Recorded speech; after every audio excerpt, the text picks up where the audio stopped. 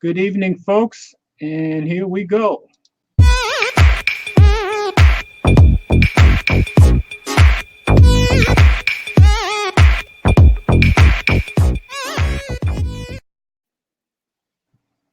So, welcome once again to Friday Night Tech Talk with Mike and Will. Will, you want to say hello? What's going on, everybody?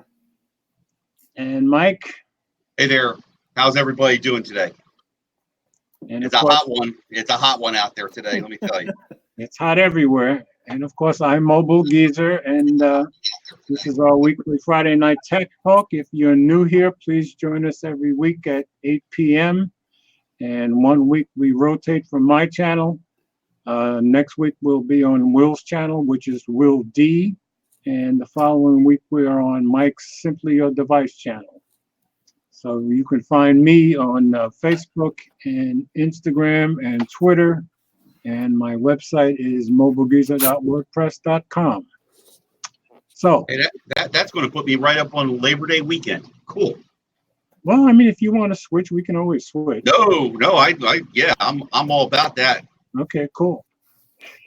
All right, so we had a schedule that we were going to do for tonight, but Will has a more interesting story that I think we should start with tonight.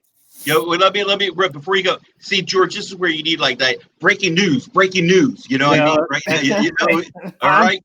Hey, you see that I know. Behind me, I'm still learning OBS. I'm just glad I got this much to work. Okay? Next week, I want breaking news up and ready. That's all I got to say. Okay, Man, no pressure on the old guy. I get it. Right, exactly. It ain't even no breaking news. It's just. All right. So initially, I wasn't gonna get the new 10. Right. Then I said, let me get the new 10. Then I canceled my order. Then I was like, you know what? I was getting on Mike about it. I was talking to some people. I said, yeah, let me get it because that's a good deal. I can try it out. And if I don't like it, I don't got to send my Pixel in for a couple weeks, So I don't remember what day it started. Maybe, what's today? The 16th? Yep. Like last week, I guess. Like, right? I mean, we haven't been on the stream, so I guess it's been after the stream, whenever. Yeah. Anyway, try to order the phone, order it. They take my money out the account. Maybe an hour later, they'll send me an email. We're sorry to inform you your order has been canceled because we are unable to verify your payment method. So I was like, all right, maybe something was wrong. I go back, do it again, different card, same thing. I must have tried maybe 3 or 4 cards.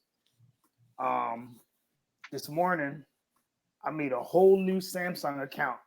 I didn't tell you that, George. I made a whole new Samsung account, different email. Wait a minute. You did this morning? You did it again? Yeah, I tried it again this morning. Whole new Samsung account. Whole new Samsung account. He wants his phone bad, folks. No, listen. You want this phone bad. Whole new Samsung account. Only one card on the account. Checked everything. Ordered it. I said, oh, I'm good now. It's not going to mess up. I think it was 6:30. They sent me an email. Your order has been canceled. I said, I'm done. I give up. So how many times did you actually try to order it? I think it canceled my order 5 times. Unbelievable. Now tell them about the one with the 4 digits that you knew nothing about. I looked at the invoice and it shows you the last 4 of your card number.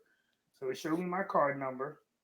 Then when I looked at the invoice from the email, the last 4 was a completely different card number that I don't have on my Samsung account, and I don't have no card that ends in those 4 digits at all. It's amazing. So that's scary too. On their website is crazy. But I Googled it, and it seems like a lot of people have this issue at Samsung where it cancels their order. Yep. Going back to 2016, even the S10 looks like they had problems with that. But yeah, I don't know. I'm done with it now. I don't even want it no more. Forget it. But and like Mike said, I even tried the Samsung finance and it canceled that. So I don't know. That's amazing. And other people are having this. The scariest part to me is that they're coming up with credit card numbers that you never used in your life. That card thing was crazy. I even called my bank. I called my bank and I was like, is everything all right? Like, is there, and they were like, no, everything's fine. I don't know. So I gave up. I give up. That's pretty scary stuff. So I'll live through Flossie and everybody else, whoever gets it. Yeah, I'll live through them. But yeah, I'm not messing with it no more. Hey, you got Eric with his Note 10. You got Flossie with his Note 10. Eric's You been got, posting some great videos. Jay Will with his Note 10. So we've got lots of Note 10 videos to watch. Yeah, I'll live through them. Wow. So you're locked in. You're locked in on the Pixel, aren't you? I'm moving on now. I'm done. But Mike, I'm really he done. tried to order this 5 times. George, I will not be shocked if he shows George, up with Note 10. No, George, you know what it was? After a while, it turned into, I want to know why it's doing it. Right. Like, I wanted to know what was going on, and I still can't figure it out. So right.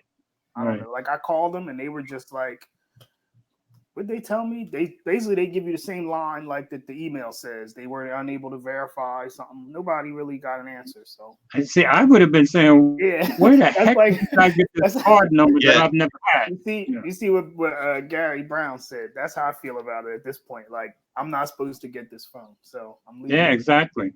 Gods are telling you something. Yep. Yeah, they're telling me to wait on the Pixel. Yeah, I guess so.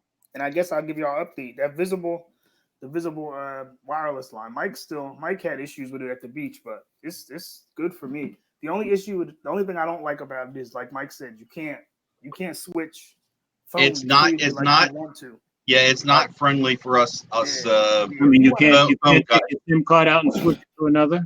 Because that's right. There's a list of phones, right? Yeah, you can, but it has to be a phone. It has to be their phones. Okay. And they got it locked down. The service, it's like Verizon, but the service has been good though. Like, I've had no issue. My speeds have been faster than my AT&T postpaid line. Okay. I think I got 3 referrals, and now, Mike, I don't know if you've seen it. If you get anybody to refer and they join before August 31st, you get $20 Amazon plus the $20 phone. Yes, I got that email. Yeah, I know. Okay. I know. So and Mike, go on there and make sure you chat with somebody and get your account and PIN number. The PIN is always 1212, I think, but make sure you get your account number in case you ever want to keep that line and move to. Yeah, I got my account number. Yeah. Okay, good. So Mike, are you still using Visible? Yes, I'm intending on keeping it and to get the $100 gift card. Right. So practically, the time I have it pretty much won't cost me anything. I'll get my money back and then maybe a couple bucks then some. Yeah. So and like Will said, I was surprised. This is Verizon, and essentially, and I thought Big Red would have me covered on the beach, and I'm there with the phone, and I'm like doing stuff, and I seems like as I do more and more stuff, it got slower and slower. I know it's not the phone. Right. I know it's not the phone. Yeah. And then I pick up my other phone that's on T-Mobile and boom. Yeah, but like Altertech said, you got deprioritized or whatever because you're on the MVNO, so you're last in line basically. And then wait a minute, and also I was on the Verizon. I also took my Verizon prepaid line too, so that got kicked down. Priority than I got slowed too. No, he's saying that slowed down too. Yeah, it was. Verizon, it sucks there. But it was weird when I was on the beach. It was just garbage. I got inland and got a little bit better. I took a picture. I was at an ice cream store. Hey, back to that subject we were talking about, me taking pictures of food. Yeah, I know. That's why I was laughing. Yeah, Gary Brown is saying Visible told him his phone wasn't eligible. Right. They're very, very particular. Now, you got an iPhone, you're good. Just about any iPhone is good. Yeah, your iPhone is like they're catering to the iPhone. But I think they stop at like the iPhone. Is it 6? One of them, it doesn't work. Okay. The rest of them, it only goes back so far. Yeah. Okay. Now, Will, last week it sounded to me like you were considering bringing the whole family over to Visible. Or am I mistaken? I don't know. I'm still waiting to see if my wife. Yeah, did you talk to your friend? You got one of your people. Yeah, and somebody. I forgot to ask her. I got her over there, and she works at my wife's job, but I got to see if it works for her. I got to ask her. I forgot. But that was my third referral. As a matter of fact, she didn't work today. So you see what Tech for Your Needs said. Okay. You said? I see the iPhone gets the treatment everywhere. Yeah, you know. They get priority. Yeah. All right. Yeah. We ready to go with some stories? Yeah. Oh, how about before you do that? How many people we got? What we got here? Who came in the room too? We've got. I've been saying hello to everybody.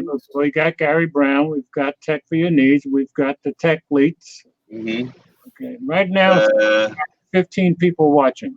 Yeah, we got RP Tech, RP3 Tech Reviews. Rob came in, and Tech for Your Needs came in. And let's see what, and Alan, Bone Tech at Work, man, he was like knocking on our doors. He was saying, "I'm here. I'm here." That was my fault because somehow I put out two different ones and they both were sitting there like they were going to go live. Well, this is the one that's live, but the other one I can't figure out how to get rid of. And Nigel was the first one in there. So, okay. So Nigel asked me in a message, he says, "What are you trying to do to me?" I said, "I'm trying to make you look bad. That's what I do, you know." So I just want to give shout outs to people. Oh, Miss Lisa's in here too. Oh, Miss, okay. Yeah, she popped in. Big house is in here. So, and as it says at the bottom, the super chat is wide open. Yeah, because every week, every time that I would be running the stream, Will was always reminding me, "You always forget to mention super chat." So I put that down there for everybody to see. So anybody that wants to donate, feel free. You know. Nigel was not first. Tell the truth, George. No. Nigel was first in the other stream, the one that didn't go live. You know, but Alan was the first one in here. Yeah. So now we'll give thumbs up to this video and pass it around when we're done. Get the replay crew on top of it. So absolutely. Hello, Miss Lisa. All right. What story were you talking about first? All right. First, I was going to go with the Tech Crunch with the. Well, let me click on it. Instagram, I think. Okay. Yeah. All right. Let me see if I can share it. Share screen. Okay. And here we go. Okay. This was on TechCrunch, and it's the ad is blocking the top of it. Why is the ad blocking the top of the story?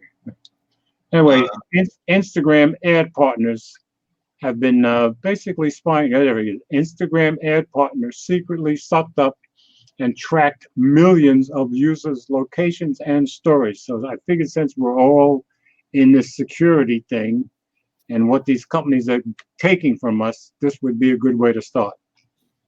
So Hyper3R, an apparently trusted marketing partner of Facebook and Instagram, has been secretly collecting and storing location and other data on millions of users against the policies of the social networks, Business Insider reported today. It's hard to see how it could do this for years without intervention by the platforms, except if the latter were either ignorant or complicit. Keep in mind, folks, Instagram is owned by Facebook. Let's not forget that. After BI informed Instagram, the company confirmed that Hyper3R had violated its policies and has now been removed from the platform. In a statement to TechCrunch, a Facebook spokesperson confirmed the report, saying, Hyper3R's actions were not sanctioned and violate our policies. As a result, we removed it from our platform. We've made a product change that should help prevent other companies from scraping public location pages in this way. The company started several years ago as a platform via which advertisers could target users attending a given event, like a baseball game or a concert. That makes some sense to me. It used Instagram's official API to hoover up data originally, the kind of data gathering that has been happening for years by unsavory firms in tech, most infamously Cambridge Analytica. The idea of getting an ad because you're at a ball game isn't so scary. But if the company maintains a persistent record, not just of your exact locations, but objects in your photos and types of places you visit in order to combine that with other demographics and build a detailed shadow profile, well, that's a little scary. And so Hyper3's business model evolved. And the scary part to me is that they're also getting objects in your photos and types of places you visit. That's a bit much for me. Unfortunately, the API was severely restricted in early 2018 limiting Hyper-3's access to location and user data. Although there were unconfirmed reports that this led to layoffs by the company around the time, the company seemed to have survived and raised millions shortly afterwards, not by adopting its business model, but by sneaking around the apparent quite minimal barriers Instagram put in place to prevent location data from being scraped. Some of this was done by taking advantage of Instagram's location pages, which would serve up public accounts visiting them to anyone who asked, logged in or not. Wow. This was one of the features turned off today by Instagram. According to Bai's report, Hype3R built tools to circumvent limitations on both location collection and saving of personal account stories, content meant to disappear after 24 hours. If a user posted anything at one of the thousands of locations in the regions monitored by Hype3R, their data would be sucked up and added to the shadow profile. To be clear, it only collected information from public stories and accounts. Naturally, these people opted out of a certain amount of privacy by choosing a public account. But as the Cambridge Analytica case and others have shown, no one expects or should have to expect that their data is being secretly and systematically assembled into a personal profile by a company they've never heard of. That's true. Facebook and Instagram, however, had definitely heard of Hype3R. In fact, Hype3R could until today be found in the official Facebook Marketing Partners Directory, a curated list of companies it recommends for various tasks and services that advertisers might need. Why am I not surprised? And Hype3R has been quite clear about what it is doing, though not about the methods by which it is doing it. It wasn't a secret that the company was building profiles based around tracking locations and brands. That was presumably what Facebook listed it for. It was only when this report surfaced that Hype3R had its Facebook marketing partners' privileges rescinded. For its part, Hype3R claims to be compliant with consumer privacy regulations and social network terms of service. Yeah, good luck with that. Emphasizing a statement that it only accessed public data. It's unclear how Hype3R could exist as a privileged member of Facebook's stable of recommended companies and simultaneously be in such blatant violation of its policies. If these partners receive even cursory reviews of their products and methods, wouldn't it have been obvious to any informed auditor that there was no legitimate source for the location and other data that Hype3R was collecting?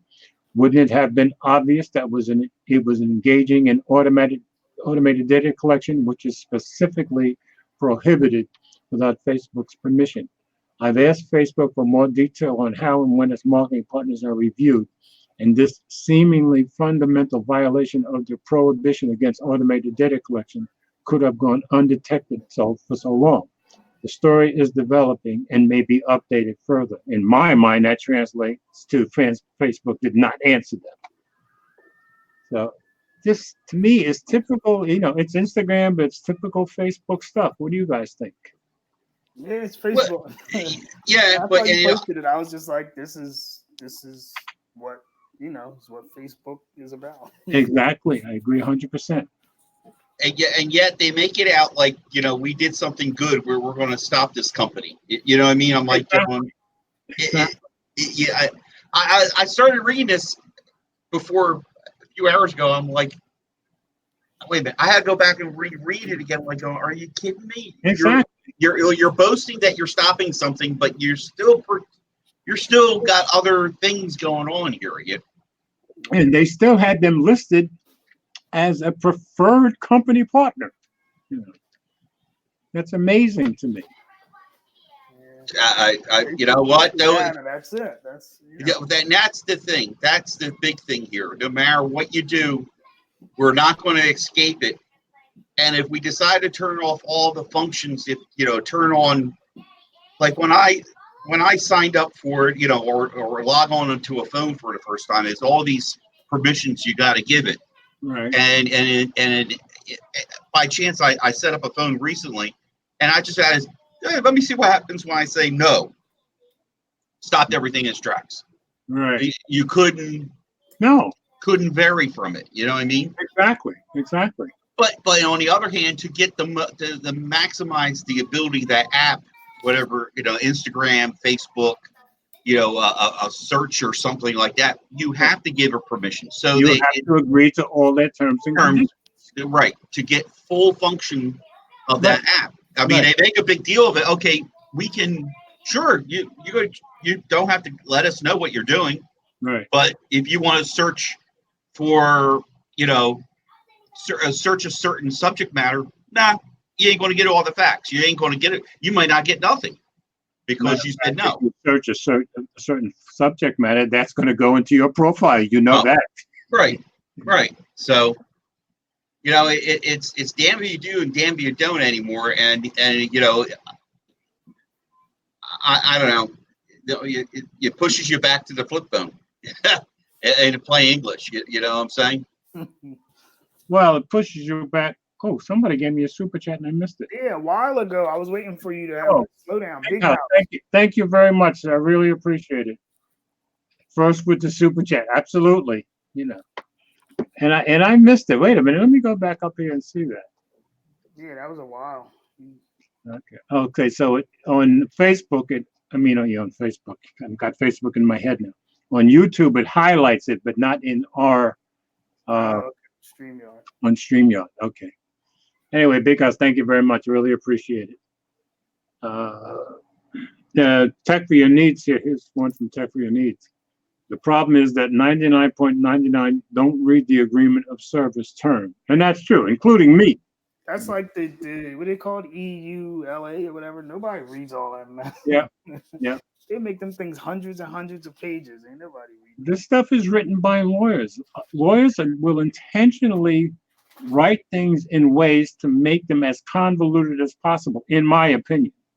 Yes, they can make it legal, but they can also make it very convoluted to us everyday people. So. Oh, wait a minute. I guess that means I have to say, I am everyday people. Okay, I had to get that out, Okay. But anyway, it's just Facebook being Facebook. But I guess the reason I started with that one is because just to let people know, Facebook owns Instagram, so it doesn't matter. Facebook is going to be Facebook whether you're using Instagram or WhatsApp or whatever. Twitter. Yeah, they're all up to no good somehow. Yeah, but I still think Facebook is the worst of all of them. Oh, well, without doubt, yes, there is a pecking order of the most vile. So exactly. I gotta ask Will. Will was trying to talk me into dropping Facebook. I haven't done it yet. But I got all my stuff. I downloaded all my stuff, and I was, I'm gonna do it though. I'm gonna do it because I don't really use it that much. The only thing is, if I do it, I know my wife will be upset because, like George said, you share your pictures, the family, and all. Yeah, and the reason I won't drop it is because I don't do anything on Facebook other than I share my pictures and posts that I do from Mobile Geezer. Well, I share that on Facebook and Twitter and Instagram. So anything they want to see there about me, I don't care. I just don't care. But I'm the unusual one, and I know it. Now, Mike, I know you said it before. Adam, he got rid of his, right? Right. Yeah.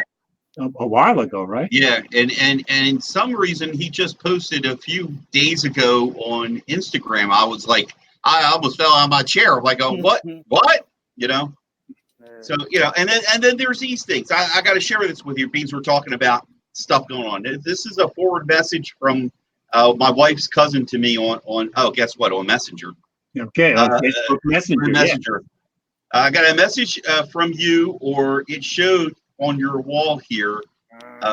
This is forward. This is not talking about me. Right.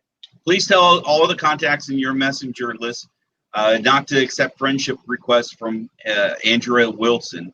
She is a hacker and has the system connected to your Facebook account. If one of your contacts accepts it, you will be hacked. So make sure that all your friends know it. Thanks. Forward as received.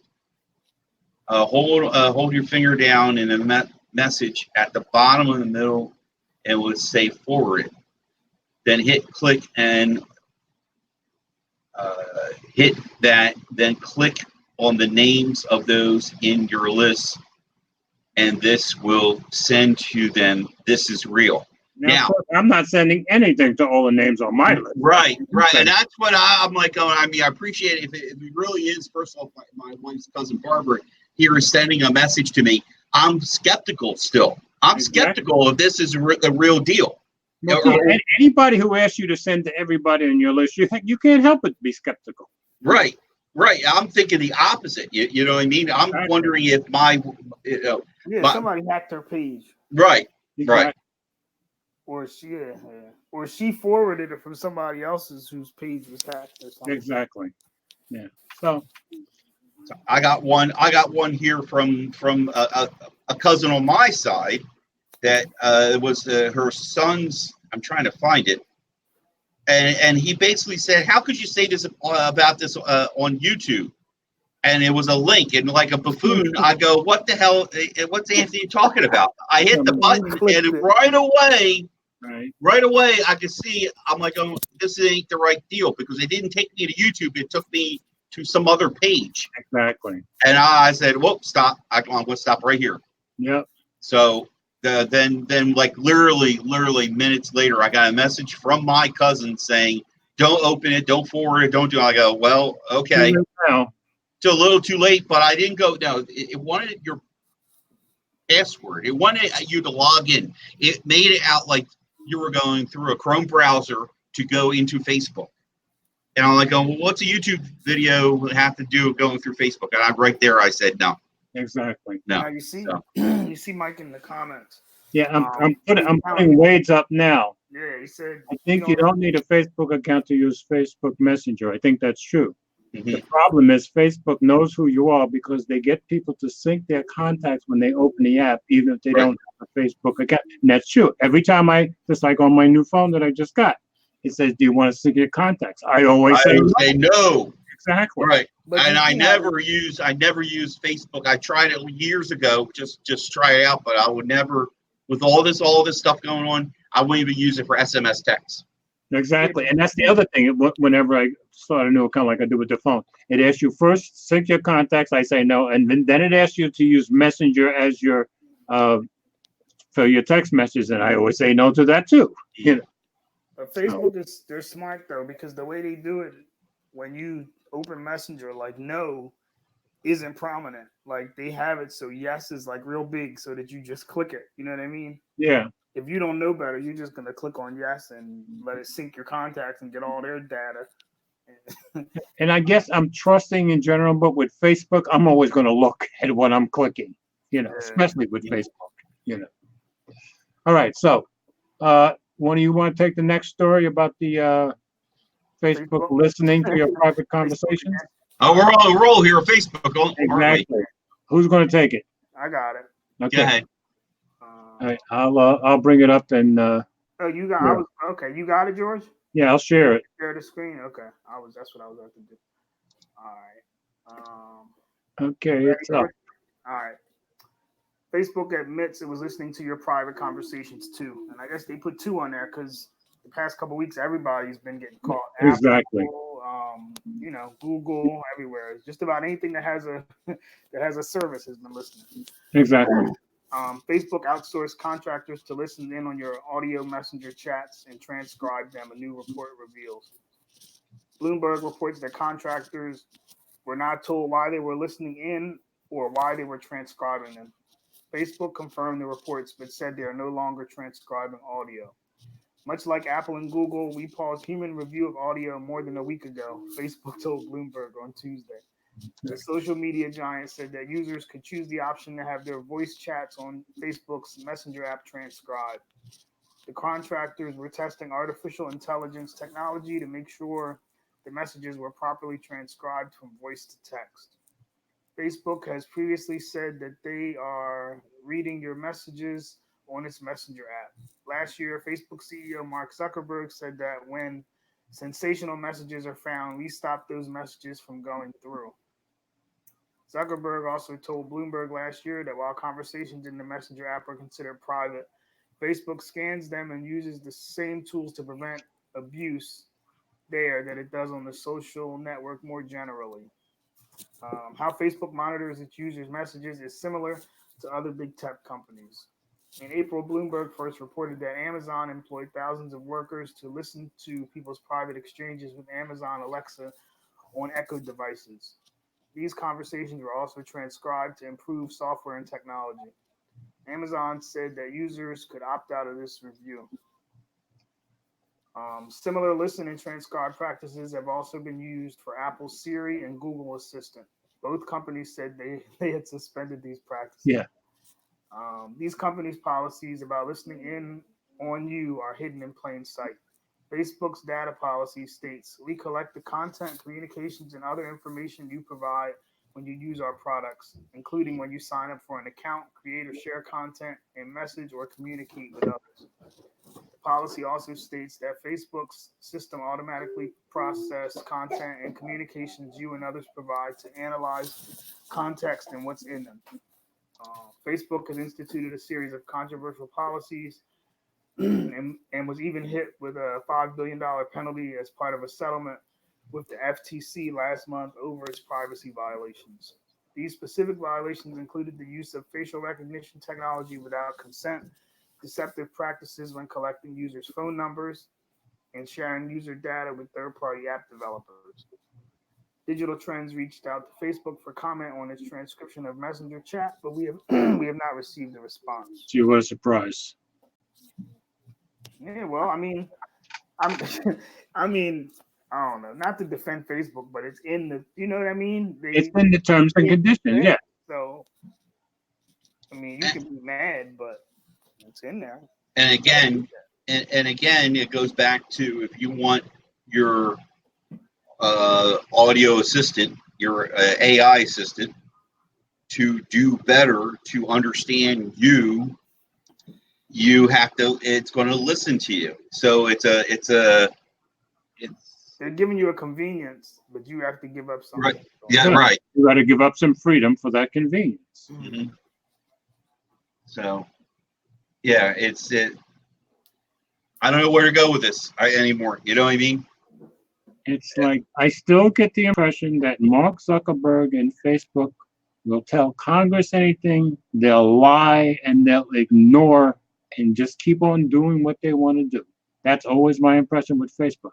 I don't get that impression with the others, but I definitely do with Facebook. Now, looking at the chat, yeah. Wade County said, "How many times have you been in a conversation talking about something, and then you open Instagram and there's an ad, and that happens to me? I think I told Mike. Well, yeah, I'll be talking about something, and you know what I mean. Like the things are always listening. Wait a minute, it just for your needs is answer. Something. It's always listening to you. So, yeah. And also, it just happened just now because we were talking about Visible.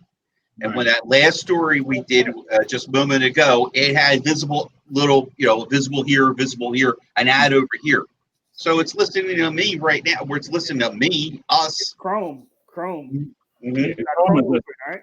So what you're really saying, Mike, is when you're talking about visible, you're not invisible. Yeah. You've been saving up all day for that one, weren't you, George? Yes, I have. Okay. All right. So again, just Facebook being Facebook. But I just realized George is driving along, doing all these miles, and I don't want it. That's why he wants to take those long drives, because he's thinking of all these comebacks and puns, Right. Actually, the puns come to me. Hard to believe, I know, but they just pop into my head. You don't want to get up in my head because you probably don't see what's in there. No, it's going to be a little scary, I think. A little scary. So next, moving on. Yeah. Mike, you want to take the next one? Yeah. I was just looking at some. Miss Lisa says it happens to her all the time. Big House says it happens to all of us, and we're constantly being spied on. Yeah. Yeah, and it's almost to the point, like I said, is I'm just chalking it up anymore. Like you said, George, you just like, we're gonna have to deal with it. I hate to say it, I don't want to, but if I want my technology to work properly, I guess I'm gonna have to bow to this. You know what I mean? Like Will says, you have to give up some of your freedom if you want the convenience. That's just Yep. how it is. Yep. Yeah. The next story is see here. Huawei owns itself with a ballsy "Who owns us?" Twitter poll. Yeah, and that was ballsy, if you ask me. But this is pretty interesting, if you ask me. Huawei, head of PR, will probably have some explaining to do after today's stunt. Although I commend them for their bravery. The company put out a poll from its official Twitter account asking followers who they thought owns Huawei, along with the incredibly catchy hashtag "Who runs Huawei," which I'm going to go and look at that in a minute. And look at this. Look at the the graph was impressive. I think the people have spoke. Yeah. Now I'm just going to say 42% people say government who owns Huawei, but that 26% really stands out, George. Does it not? Yeah. Okay. Yeah. So China is a big populated country. The most populated country in the world. Right. So again, can we trust this poll? Could be bots out there. All right. Could be bots. That's all I'm going to say. Could be, to drive that, not trying to counter that number. So I just wanted to point that on. So we could all get botulism.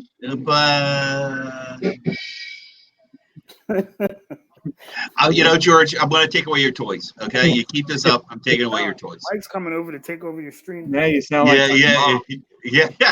All right, keep reading. Okay, after intense media coverage of Trump's blacklisting of Huawei earlier this year and the following fallout, it should come to as a surprise that 42% of more than 56,000 responded through it was owned by the Chinese government. I mean, what did Huawei think would happen? Yep. And the comments are pretty good. Yes, they are. I like this one here. Where is the aliens option? Somebody said Winnie the Pooh. Yeah, it's pretty good stuff. Wow. Well, here's to me the best comment and the most truthful comment. I love Huawei. Don't care what anyone says. But we all know the CCP runs everything. Strictly communist when it comes to public administration. When it comes to money, the party has transformed into the most aggressive capitalist country. That's a pretty true comment, if you ask me. Yeah. Because I gather, I don't know where I read it, but I gather any company that operates in China has to agree to let the Chinese government oversee anything they do. That's the only way you can start a business.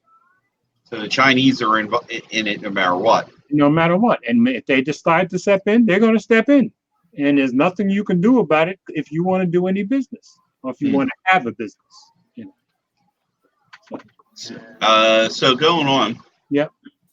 This seems to be a risky move for a $100+ billion dollar company that just had a major scandal.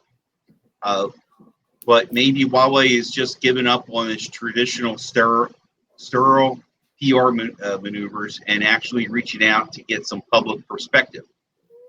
Or perhaps Huawei was hoping that it is a utopia. Hold on, I'm going to make this bigger for me. I apologize, folks. Okay. Getting older. There we go. That's much better. It's not as small. Okay. Utopian message of being owned by its employees had seeped through, which, to be fair, many of the tweets did echo. But Huawei ownership is way more complicated than that. And as this long and detailed New York Times article shows, I guess click on the link to see the article. I wasn't about to go there, but any of you folks that want to click on that link, this is on the next web, so you can click on and read that whole New York Times article if you want to. Basically, it's almost impossible to verify Huawei's ownership, but the real issue also has been about who controls the company, #who runs Huawei. The weirdest thing about Huawei's poll, however, is that the whole drama surrounding it ties to the Chinese government has pretty much died down from from the press, which is true. That's true. There is some political complications, but the U.S. is easing up on Huawei, and countries like the UK said that there is no technical reason to leave the company out of the 5G infrastructure. So why expose yourself to a whole new onslaught of Twitter-fueled criticism? No clue, but I like to doff my hat to the ballsy PR team on this one. Okay. Well, and that's true. That's the closing comment there. Yep. Does anybody know that one executive or whoever that person was in Canada? Is she still stuck there? She's still being extradited, as far as I know. I think the extradition process is still ongoing, and she is the owner's daughter, the CEO and owner's daughter. Yeah, so she's still stuck in Canada, right? Yep. And supposedly under house arrest. And the other thing quickly I thought of was that whole thing about where the UK said there's no technical reason to leave the company out of 5G infrastructure. Right. Of course not, because there's no other company out there who can make it or build it quickly or you know what I mean? Who was the biggest 5G infrastructure company? Well, they are. There's other companies that are out there, but Huawei is way bigger and further into it than anybody else. But there's Ericsson, I understand, and ZTE was involved too. ZTE but Huawei is just leaps ahead of everybody. Right, that's what I mean. Yeah. So it kind of goes back to what I was getting at was with Facebook. What are you going to do? You know what I mean? You want to see cats lick your owner's eyeballs? Hey, you know what I mean? Come on, you're going to have to just deal with it. They're going to see your privacy. But the major difference is that any company operating in China has to let the government be involved. Right. So it's not true in other countries. I just got a sick notion. Here we go. Let's see. We are blaming them for spying on us. Right. So if they have access and they somehow let's really get twisted with this. Somehow they shake hands with Facebook, so they know that they can get all the analytics from that. Well, and they can spy get twisted, aren't you? Right. Well, wait a minute. And then so they're going to spy on our video, and they're going to actually turn on the camera and watch me one day. I'll admit, I take the phone to the bathroom and do my business in there. So they're going to watch me do my business then. Right? Yeah, but since you took the phone to the bathroom, obviously you're allowed to get pissed off. Oh. See, I set it up for you, George. Oh, I set it up for you. Did everybody leave the room now after that one? I think he's got these written down, Mike. I do, yeah. Like a book over there. Now, the sad part is I'm inspired this way. This is how my mind works, okay? Yeah, Will, you're right. Everyone hit that thumbs up button because at the rate we're going here, it's getting rough. It's getting rough. So there's got 18 people watching, unless my thing is. All right. We got 12 likes. So there you go. But I was just getting satirical with that. Like going. If Facebook is looking at what we're doing, listening to our conversations, why not the Chinese? Then they're all going to figure those Americans are crazy. Yeah. Well, somebody should let them know with the three of us, they're dealing with Jersey guys. So of course, yeah. We are different. Very different. All right. Next story is now we're going to go into the TV stuff. So I guess I will go with this one. And let me get my shared screen.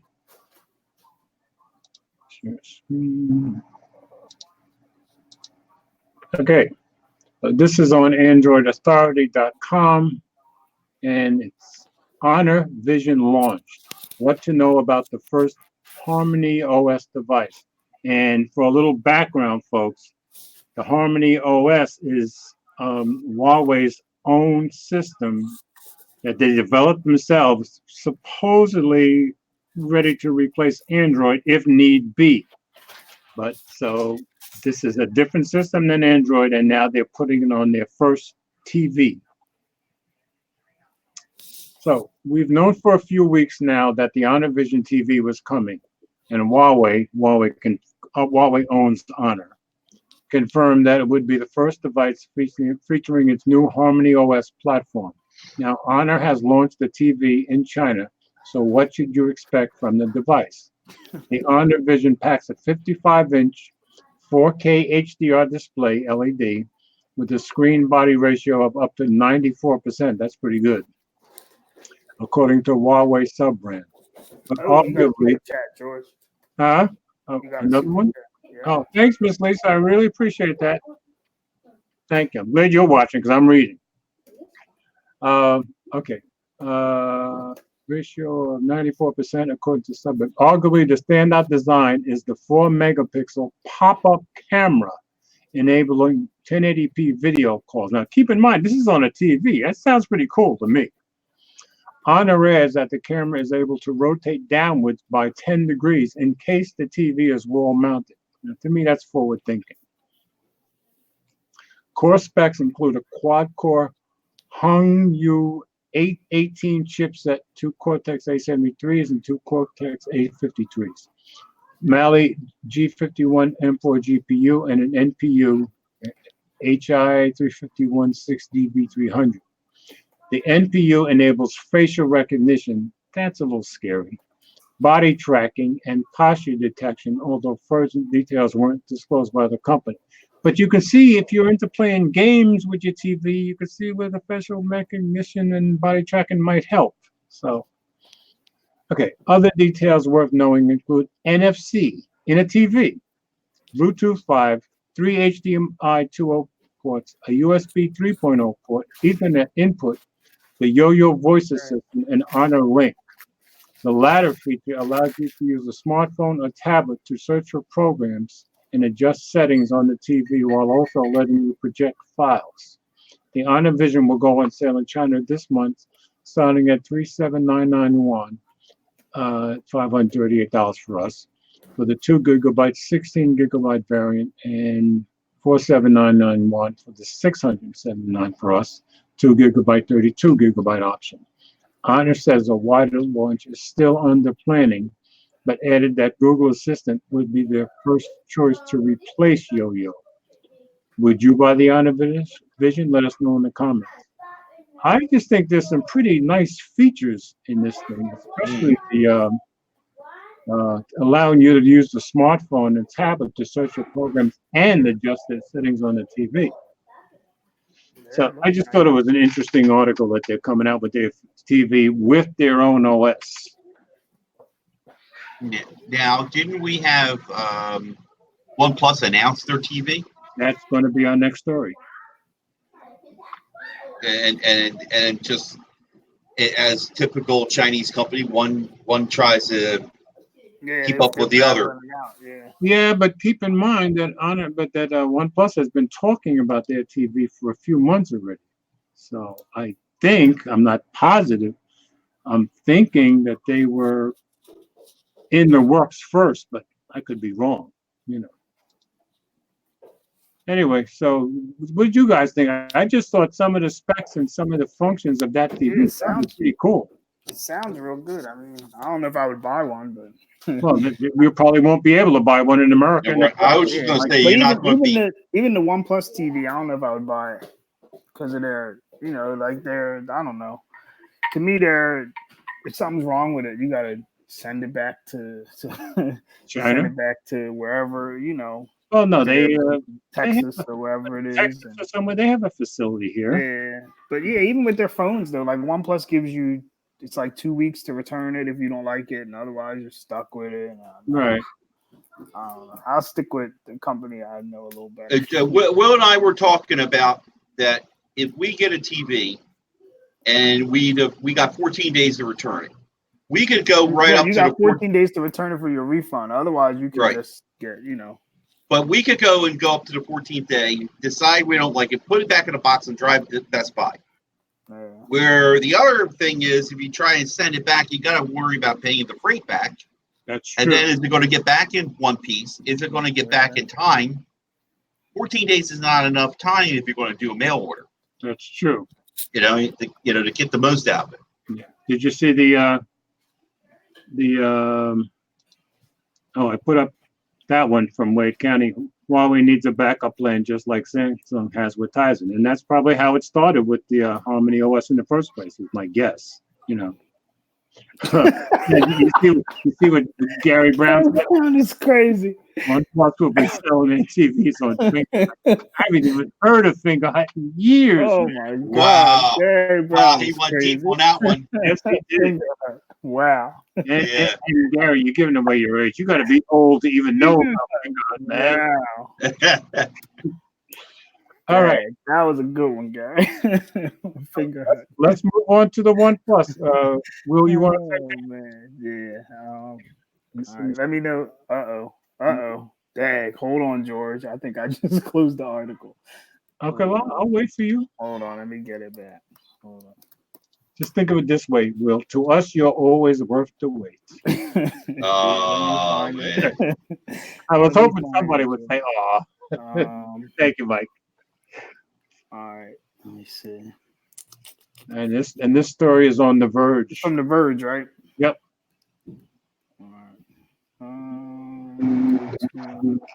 right. Well, don't worry, folks. We're verging on getting this story. Yeah, here we go. All right, here we go. You ready, George? Yep. All right. OnePlus says its TV will be called the OnePlus TV. That's the original name. How's that for original? A new logo, but still no release date. After a lengthy period of deliberation and soliciting ideas from the company's fan base, OnePlus has finally revealed the name of its long-in-the-works TV. It's called the OnePlus TV. A community representative confirmed the name on the OnePlus forum, saying, "We believe there is no other name that can best represent our value, vision, and pride than naming it with our own brand." I kind of agree with them on that. Yeah, we'll see. OnePlus has also unveiled the OnePlus TV logo, which is a OnePlus logo with the word TV next to it. For this, the company was inspired by classic geometric progression, which can be seen from so many classic art forms, such as the ancient Hindu symbol, the mandala, and the famous ancient Greek temple. The news might seem a little underwhelming, but it should at least reassure OnePlus fans that the project is still in the works. The company announced its plan to enter the TV market last September, but hasn't said much about it since. A recent filing with the Bluetooth SIG, however, suggests that the OnePlus TV will run Android and use LED panels in sizes between 43 and 75 inches. Some rumors say that the sets will launch in late September. I gotta say, I would probably be. You'll buy one, George. You'll buy two of them. I love OnePlus. That is true. You know. Yeah, you'll buy two. So they're talking about late September. So I wonder, would they have an event for a phone and a TV? Gary is crazy. Here comes Gary again. Oh God. OnePlus TV for $40 a month. Yeah. 6 months. Okay. Yeah. Well, that's what I'm interested in. I want to see what it's going to cost. You know. Yeah, Gary, they're going to bring in that and also get free bullet headphones too. You know. There you go. Then somebody posted somewhere. I don't know where, but I saw comparing the Apple TV symbol to this one, and it's almost like a dead ringer. You know, of course. Well, they're trying to be like Apple, and know, OnePlus has admitted many times that trying to be like Apple. They've never hidden from that. The funny thing is going to be if OnePlus. I mean, I know Samsung is really established, but if OnePlus kind of gets to, well, not all the way, but gets to where Samsung's at in terms of TV, phone, you know what I mean? And they make theirs integrate better than Samsung does. That'll be pretty funny. Because, OnePlus will be... Machines. Huh? I said refrigerators, washing machines. Yeah, well, I don't think they're going to have all that, but you never know. But OnePlus... Well, want to get to where Samsung is, they got to... Well, no, I just mean in terms of... the world, because Samsung did that, and they make more chips than anybody in the world, too. Yeah, well, I wouldn't clear them for all that, but okay, But you know what comes to my mind is Xiaomi, because they make all kinds of home products. A whole lot of them. That's right. A whole lot of stuff, right? And that's not just North America is their bread and butter. Look their area. Look at Gary this. said you get a free gift. You get some Tupperware bowls. Yeah, so you guys think I'm bad. And look at the stuff that Gary's putting out here.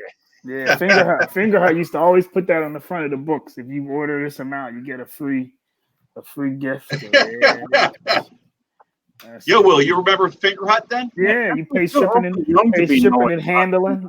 And who don't know Fingerhut? Everybody knows Fingerhut. Okay. That thing would approve anybody.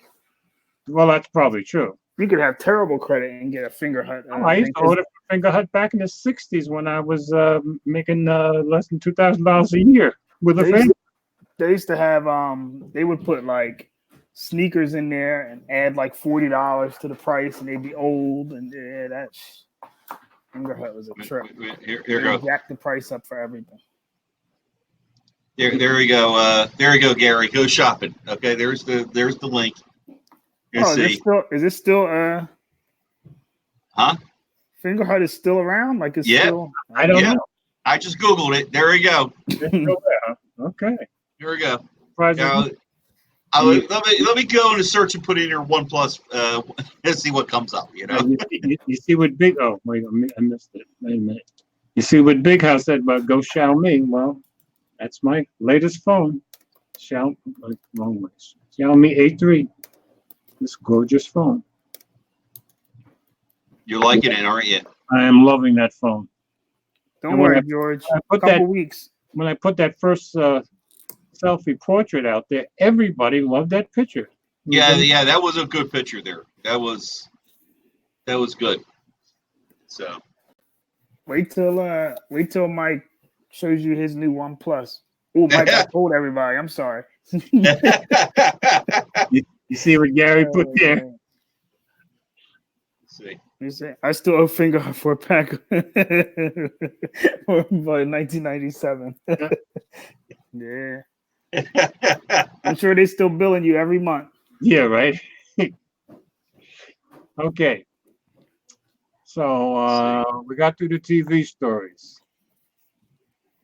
Next up is Verizon. This is kind of an interesting story. Who is it? Yeah. Is it up? Is it on you, Will? It's up to you, isn't it? It's Mike, isn't it? Oh, yeah, Mike. I'll take it. You got it? Let's see. Wait, which one is it, George? Verizon? No, okay. You're right, it is Mike. Well, Big House says, I saw a Galaxy S10 Plus in the Fingerhut magazine yesterday. $69 per month, $1,300 total. Okay. You can buy the Galaxy Fold or the... Yeah. Oh, my God. Here you go. Similar issues with Cricket, as I mentioned, now visible. These websites take PayPal. No, I was just checking out the King of Deals' comment. Anyway, let me get on to this here. Verizon's wireless sues City of Rochester over 5G rollout. Yep. Close this. Verizon Wireless is suing the City of Rochester over its regulations of 5G rollout. Verizon is in the process of upgrading its network, which means to bring faster wireless internet speeds and better cell phone reception. The lawsuit, which was filed in U.S. District Court, claims that the city is violating federal law with its newly adopted telecommunication code. Back in February, the city adjusted fees, establishing new procedures and requirements, and sought to avoid the bulky 5G nodes yep. Littering the streets. The city's code includes imposing registration and installation fees for those aerials and underground installations. Translation, that's going to cost Verizon a whole lot of money if they want to put their 5G in Rochester. Verizon wants to prevent the city from enforcing certain provisions of the code. According to the lawsuit, 5G networks are up to 100 times faster than 4G networks and have very low latency transmission delay, which permits the offering of a wider range of innovative services. So in other words, Facebook can get your information faster. Wireless providers are projected to invest $275 billion over the next decade in the next generation wireless infrastructure deployment. Okay, time to make it big. Yeah. Let's see here. Which estimates to generate 3 million new jobs and boost national gross GDP by $500 billion. City officials released the following statement Monday regarding the lawsuit. The city of Rochester is dedicated to ensuring its infrastructure is protected and maintained to benefit the taxpayers, and other communication providers have complied with the law while building out their network and paying the necessary fees. These fees are comparable of what other cities require. The city is confident in our position against the previous lawsuit. We will have no further comment on pending litigation. Okay, I can understand why any city, Rochester included, might want to have something in place about the amount of bulky 5G nodes littering streets, because you have to have 5G nodes all over the place, every 50 feet or 50 yards or something like that. Yeah. You got to put them on telephone pole, it's a telephone pole, it's a telephone pole, all over the city. So I can somewhat understand them not wanting that. I don't know. What do you guys think? This is going to be interesting to see how it plays out, because Rochester isn't a small city; it ain't a big city. It's not a big city either. But let's see how this plays out with them. And do they win? Does Rochester win or does Verizon win? Yeah, because if Rochester wins, you can see what other cities right. This is the same things in. Right. There's a word for it. I can't think what it is, but this is going to have a president. A president. Thank you. Yeah. Through other towns, and other towns can take Verizon to court, or vice versa. Yeah. Towns going to say, I guess we don't see a chance because they went along with Verizon on this. Yep. So it's going to be interesting to see how this plays out. I'll try and find a way to try and keep up on this, because it's going to affect all of us. And like those nodes, and that's the other thing. They're going to figure a way not to have all these antennas around. And yet they're going to roll it out. Yeah, but see, it's the two different. Either one of you remember the two different kinds of 5G? The Verizon is using the this is M-wave? Millimeter wave. Millimeter wave. That's the one that has to have tons of them so close. Whereas Sprint is using the other one, which will give you a much greater range, and you don't have to have thousands of them within 2 blocks. But it's slower. So I think the Sprint way is better, but that's just my opinion, because with the one that Sprint is using, it's not going to be as fast as the millimeter wave, but you don't have to have it spread all over the place, every few feet. Mm-hmm. So I think Sprint is doing theirs in Dallas, and it'll cover, half a mile at a time, or, almost the same as 5G. And also too, is this going to also affect what Verizon's going to do any kind of business in that area? Are they going to just up and leave? Is it going to apply pressure to them? As like Verizon's going to come back and say, hey, look, if you don't let it in there, we might just pull our service altogether. You know what I'm saying? And then they'd be sued so fast, and they'd win easily, especially with the current government situation. But the 5G is just not for phones. I thought the 5G is for even home internet too. The 5G is for internet. The 5G is for hospitals. And I've been saying since last year, once 5G does get established, can you imagine what autonomous cars are going to be like? Because that's going to be so fast, you could probably have 2 cars coming at each other at 50 miles an hour, and it'll stop just like that, because 5G is so freaking fast. Now, I'm going to just say right now, Jay Wills is in the house. I don't think that's going to be as fast as some of his Dodge products. Okay. Hey, Jay. Now, here's Wade's comment. Yeah. It end up being like WiMAX. And But then he came back with the way Sprint and T-Mobile is going to do it. But I wouldn't be a bit surprised if Sprint and T-Mobile merger goes through, that they wouldn't surprise me if they did do it better. So sum up in so many words quickly for Jay Wills. So we want to know, what did he miss? Okay. Go ahead. Go. Go for it, Will. You do it. You're the young one. Samsung doesn't want my money. Sure. Facebook is being Facebook, and they're still spying. And Instagram. Yeah. Well, Facebook, everybody. Instagram. OnePlus has got a TV supposed to be coming out. OnePlus TV. And Huawei. Honor's got a TV coming out with Harmony OS. Yeah, Verizon is suing Rochester. Rochester suing Verizon. Somebody's getting sued. Verizon suing Rochester over its rules and fees. And Mike don't got no air conditioning at work. No, so I'm Mike's wiped out. job is miserable. Wait a minute, and wait George a minute. got OBS going. He got a nice background. Yeah, he does. But the big one is wait. Let me let him see it good. There you go. And the other thing is Huawei had a ballsy Twitter today, or not today, whatever day. What was it? Huawei was run by aliens or Chinese Huawei tweeted out yesterday, "Who owns us?" And they had the nerve to let people answer that question, and more than 40% said that they thought the Chinese government owned Huawei. Yeah, that's what I was going to go. And I guess Huawei's basic comment is the employees own Huawei, but doesn't matter. So we've discussed all that, Jay.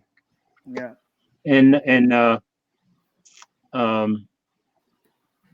Gary has been making all kinds of incredibly Fingerhut is still around. And we had Fingerhut.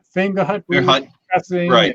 And, wait a minute, and Fingerhut, you can still get an S10 Plus. In the end, it's going to cost you $1,300. In the end. Here's the one the Big House put out. I love that one. Yeah, that was good. $69.99. And you forgot the Tupperware bowls that come with it for free. Yeah, exactly. And Mill Hustle said, King of Tech Deals, he said his friend bought a V20 from there. He's still paying on it. Yeah. Oh my God! Really? Man. I didn't see that. No way. Yeah. Yeah. So that's all you missed, Jay. Anyway, we've been having some fun here. So that was Rochester. So next story up is the AT&T and robocalls, right? That'll be on me, right? You got it. Yeah, that one's on me. It don't matter. I was going. It don't matter, Joe. You go for it. All right. I'll share it. You go for it. You got it up. Almost. All right. Mike liked this one. He sent me this one, I think. Okay, there you posted it or something. Mike, I remember you were on top of this one because it's got T-Mobile. AT&T and T-Mobile will now verify calls between their networks. The call verification feature is based on the Shaken Stir framework. This is on Engadget's website. Yeah. AT&T and T-Mobile have started rolling out cross-network call authentication services for their subscribers. That means the companies will now be able to notify their customers if the call they're getting from the other carrier is truly from the number shown on the screen, or if it is a spoofed robocall. Spam calls are a growing problem in the U.S. today, with customers in the country getting inundated with 48 billion robocalls last year.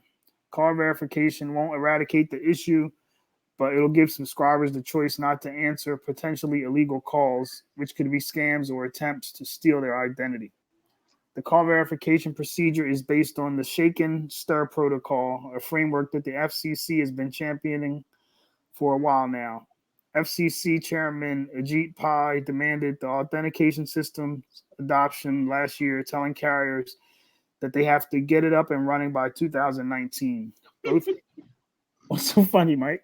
Because it's the only time this man wants to do something great for people. Okay? Oh my God. They got to get it done now. Well, hey, it's better than nothing. Better than nothing. Yeah. And especially with AT&T doing it fast. That's amazing. Yeah. Both AT&T and T-Mobile previously teamed up with Comcast to implement the call verification technology. Now it's their turn to join forces and fight spam. An AT&T spokesperson also told us that the carrier is testing a way for the Shake and Stir protocol to work for everyone at no extra cost. Cool. To be precise, the company is developing a way to make the protocol work with AT&T Call Protect, which can block fraudulent calls for free. Do you use AT&T Call Protect, Will? Verizon owns Engadget's parent company, Oh, yeah. Verizon Media. That's Rest assured. By the way. So this is Engadget, but Verizon owns Engadget. They're not going to say nothing too bad about Verizon. Yeah. Rest assured, Verizon has no control over our coverage. Engadget remains editorially independent. You're right. Okay. But I don't use Call Protect or whatever. I don't use that. Okay, because you're the only one I know that has AT&T's. Yeah, I don't use that. That sounds like a good thing, though. I think it's a good thing too. AT&T is a joke. Thanks, Gary. Yeah, they are pretty bad, but they're all pretty bad, man. Well, but who's better, Will? AT&T or Visible? Service-wise, I mean, sometimes my speeds are faster on Visible, but I mean, to me, AT&T and Verizon, where I'm at, are like, if I have coverage with AT&T, I'll usually get coverage with Verizon. Visible's cheaper. Okay. But like Mike said, Visible, I can't put the SIM card in any phone, so that is a drawback. Yeah. That specific list of phones, yeah. And AT&T, they do have an unlimited prepaid plan for $50, but you got to sign up for auto pay. Oh, okay. So it's $10 more than Visible. Okay. But at the end, though, Will, you're looking to get out of being a postpaid customer. Yeah. I'm getting out of that altogether. Yeah. And Will's made a killing, folks. Will's made a killing. Oh yeah, I've got 3 people. Mike, we talked about it earlier. The Amazon card. You got to get some. Yeah, I see that right here. $20. Basically, you're getting $40 if you get. Yeah. Okay, am I ready to move on? Yeah. Yeah. I just thought this next story was just interesting, considering how much we talk about fake news in this country. And I just happened to see this story the other day. This is on Digital Trends, and it's WhatsApp. Keep in mind, another company owned by Facebook, has 400 million users in India, but no fix for its fake news problem. An Indian newspaper vendor. Oh, I'm reading the wrong place. WhatsApp is struggling to stem the tide of fake news in India, its biggest market. In the last few years, its platform has been inundated with around-the-clock avalanche of misinformation, misleading mobs into lynching innocents and enabling partisans to abuse its far-reaching presence for political gain. So it hasn't gotten that bad here where we have mobs lynching people yet. There are factories of fake news and misinformation that are running in the country, almost like a business where skilled content creators are hired and used for manufacturing misinformation, said Osama Manzar, founder and director of the Digital Empowerment Foundation India. But that hasn't thrown a wrench into the Facebook-owned company's meteoric growth. At a July press conference held by WhatsApp, the CEO of the Indian government's policy think tank, Niti Aayog, revealed that WhatsApp now has 400 million users in India, larger than the entire population of the United States, and up from 200 million the last time the company announced such a metric in 2017. Statistically, 4 out of every 5 smartphone users in the country are on WhatsApp. That's pretty heavy duty. At the same time, the app has been a haven for fake news. Rumors and misinformation that spread quickly through the app led to a series of lynchings that left dozens dead. Without quality control and fact-checking, the problem could get worse as more Indians get online. The fake news problem has even begun to spread to the United States. Misinformation was rampant on private messaging apps in the wake of the El Paso and Dayton mass shootings. That's sad. WhatsApp plans to capitalize on its ascendancy with a slew of new major features in the coming months. But while the company has made impressive headway with its app, WhatsApp needs to take a step back and reassess its priorities, especially in emerging companies like India. And what strikes me is it's a Facebook-owned company. They're not going to give a crap who gets lynched. That's my opinion. What do you guys think of that story? And, I mean, with all the fake news we get to talk about here, at least Yeah. nobody killed anybody yet. At least Yeah. no. yeah, it's always I- fake news. You know, Have you I guys ever thought we were tried? the worst. I was going to say, have you ever tried WhatsApp? Any of you? No, I haven't. I tried it. You know, it's just a messaging app. Yeah. The only friends that I have, or anybody I know that uses WhatsApp, are people that have a lot of friends and or family in other countries, because Yeah, WhatsApp is see. by far the most popular messaging platform in the world. Yeah, I know a lot of people that use it because they got family in other countries. So when a lot of people in my phone book are on there, but I don't really care for it. I don't really care for it. I don't know what happened. Yeah, I remember, you don't like UI, in other words. Nah. I remember Facebook was saying beginning of the year that they were supposed to be rolling everything into one, like so you'd be able to message across all of them or something like WhatsApp. Yeah, they were. That never came Instagram to and fruition as I far as don't I know know. what happened. Yeah. But- Mike, have you ever used it? I played with it for probably 10 minutes and deleted the app. I just did. You gave them just enough time to get your data. Yeah. You didn't like the interface either, I guess. I didn't care for it. No. Yeah, and that's true. So pretty soon, I think we're going to wind up having a Messenger, WhatsApp, Instagram kind of style. Yeah, we're going to see integration, I think, between all three. Okay. Oh, and Nigel, if you're still there, let us know if you use WhatsApp, because you're in Britain, and I would think a lot of people over there might be using WhatsApp. Just interested to know. So put it in the comments if you do. So yeah, I mean, there you go. it just concerned. The big concern is if they can have an influence on one country, what about our country? Yeah, You know what I mean? especially to the point of lynching people. I mean, come on now. You see what Miss Lisa said? She said she uses it because it's good to send long videos. And yeah, that's true. Like if you're, And I have heard that a lot. That's true. if you're not using like iMessage, that's what a lot of people use those apps for. That makes sense. You know. Yeah.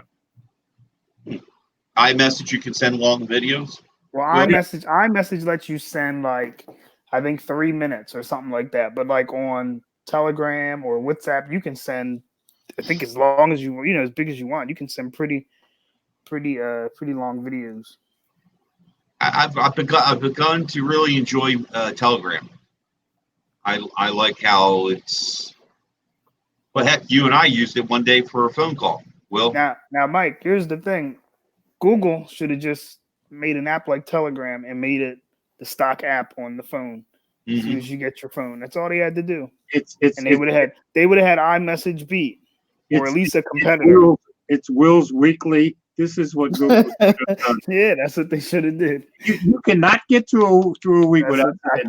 I can't because every time you look how Telegram, like Mike said, he loves Telegram because everybody's on it. Well, not everybody, but a lot of people are on it. You can send long videos. You can send, I think you can send APKs through there, all kinds of stuff. And and Google is still sending RCS to France or wherever they're. We don't see that here. So. And we'll never see it. And Miss Lisa agrees with you, Will. iMessage is good. Oh yeah, iMessage, yeah. Wow, she's been on the screen a lot today. She's gonna be the host next. She's gonna be a special guest. Let's see. I just saw King, the King of Tech Deals.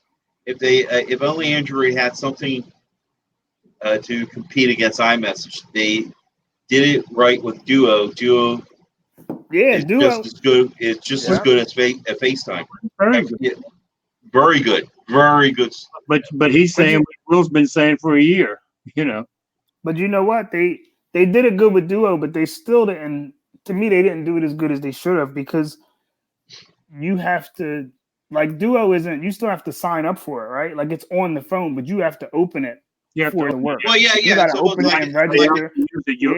It's like a little activation. It wants to pair up your phone number. That's all. So a lot of people I know a lot of people who have Android, but when I go to my phone book, all of them aren't on Duo because they don't even touch it. They'll just use Facebook Yeah. Messenger. Right. So Right. And it's funny, yeah, you're right, Will, because I was with my friends, and they were having the Emily, which I forgot to send her a link. Damn it, I forgot to send her a link. Emily called me on Facebook Messenger, and I'm like, going, "What are you doing? Calling me on this?" Because I don't know, because it was just she's so used to using it. And after a while, I said, "Here, I'm going to hang up and call me back on Duo." And the funny thing was, she says, "I don't know how to use it." I'm like, "Oh, wait a minute!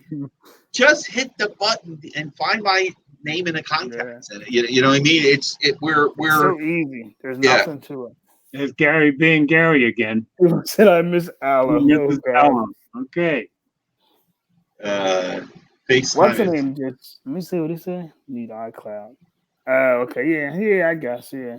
He's right. He's saying the sign up is the same. Yeah. I guess it's just because iPhone people know that FaceTime is there. Like, and Google doesn't really promote Duo like that. Yeah, and it'd be great if they did because it works beautifully. You know. You know what? They should just put it like when you're setting up your phone, there should be a screen that says "Set up Duo." You know what I mean? Yep. Just pop up, so this way people understand what it is. Yep. Because King of the Deal says the visible sucks. Really? I think it's the area because he said himself though U.S. Cellular is the way to go for him. So okay.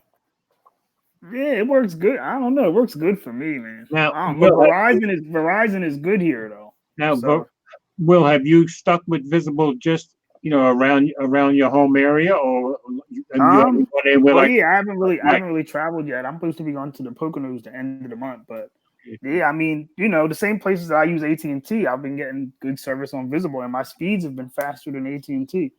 So okay. The big thing for Will was as long as it works at work, that you get a signal at work, and then the other one is you got Will got one of his wife's coworkers on it, so she's the guinea pig to see if it works. At work. So exactly, Mike. But it'll be interesting to see when you go to Poconos how Visible is. Report back to us when you get back from that. Yeah, that's gonna be good. Yeah. King of Tech Deal said he bought the phone. I seen that. He bought I saw that phone too. I was watching this video. Yeah, and Tech for EDs is right. Mobile service is subjective. Very true. Yes, it is, because you could be one place and it could be trash, and it could be another place. Yeah, Mike, Visible works for you around your home area, but as soon as you went to the beach, bye. They went. Nope, it wasn't happening. And T-Mobile, I picked up my iPhone and proceeded to do stuff on my iPhone with no problem. So yeah, it's Hey, Will is saying Visible is solid here. Okay, so down in Texas, yeah. That'll be in the Austin area. Okay, cool. I saw my Project 13. Welcome to the stream, sir. Yes, I saw him too. Jay says he traveled across the states with no issues. Oh, cool. Yeah, not just the states. So that's plural. That's good. He said King of Tech Deal said the other Verizon MVNOs work much better. Okay. Right. He's saying why. I guess he's asking. Yeah. He's asking, do they work better? Because Total Wireless is and Page Plus is a Verizon service. I never even heard of Page Plus. Yeah. You don't hear much about them, but they're there, and they're very. Last time I saw Page Plus, they're red. They're so blatant that they're Verizon. They got they're using a red moniker. So okay. So what you're actually saying is they're actually really ready. That was bad. Thank you very much. That was bad. Anytime you tell me that was bad, that's a compliment to me. Okay? Oh man. Yeah, folks. Whoever just came into the stream, you missed some juicy ones. Let me tell you. Exactly. Let me tell you. These are the gems. Yeah. There were some good ones earlier. Let me tell you, we're really on a roll. Okay. Wade County said Visible is LTE only. Those MVNOs are using CDMA still. Oh, they're still using CDMA, and that's not good. The rest Well, of I the don't know. world. I'm thinking he means the other Verizon Oh, MVNOs. Yeah, he's saying we're like beta testers. I think that's why when you Oh, join Visible, okay. it tells you basically you're like, your early access and all that. You're kind of like starting it out. So I guess we're testing their LTE. I'm never going to understand why the entire rest of the world is on GSM and Sprint and Verizon refused to get Yeah, on. but I thought Verizon was getting out of it because even if you use the OnePlus 6T on Right. Verizon, you have to call them. That's what everybody says. You have to call them and tell them you want them to turn on CDMA less or something to be able to use I your just don't phone. understand why they stick with CDMA. I mean, they're fighting the entire rest of the world. That makes no sense to me. Verizon prepaid, yeah. I might try that one too if it's cheap enough. I don't know. If it depends though, because if I'm gonna go to Verizon prepaid, I would just stick with AT&T, so I wouldn't have no issues switching phones. Okay. Yeah, that's a big one. That's a big one. I mean, I know I swapped SIMs in phones that are compatible with Verizon, but that's the key word. If it's Yeah, it's compatible, got to be compatible. it's got to be compatible. But when you get into Visible, they're really locked on certain phones, and that's it. So, how much is he said it's not cheap if you do unlimited. How much is their unlimited? Because AT&T's is 65, but if you do auto pay, it's 50.